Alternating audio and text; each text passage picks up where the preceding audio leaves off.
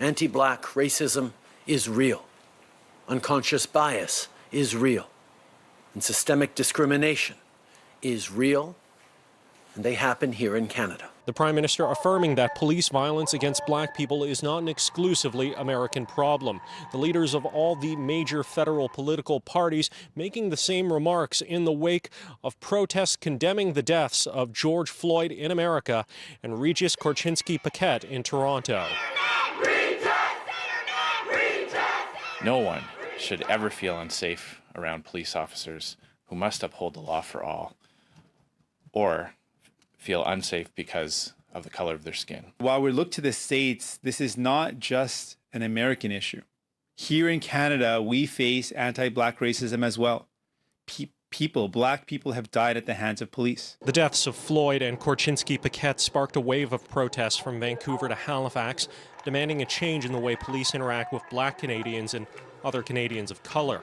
Korchinski-Paquet died during a mental health check carried out by Toronto police, and protesters say it's time Canadians took a closer look at what police are doing in their name. So you always hear the rhetoric of, oh, we're not as bad as, oh, this is not as bad as, for example, the United States or various other countries, including South Africa, where I originate. But it still is particularly bad. It manifests in some similar ways. And some of the violence is also covert, which enables Canada to say, we're not as bad. Racism against black Canadians has taken many forms, including the disproportionate use of carding. Black people are also overrepresented in Canada's prisons, making up just 3% of the population, but 8.6% of prison populations.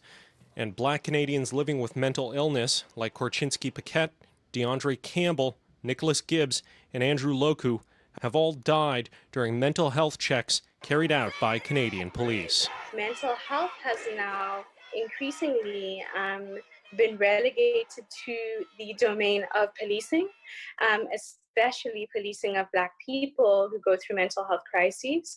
And so we see what should be a public health response turn into a militarized, inappropriate, and in some instances, violent response. During the pandemic, there's also been calls for Canada to properly collect data about the race of people contracting and dying of COVID-19.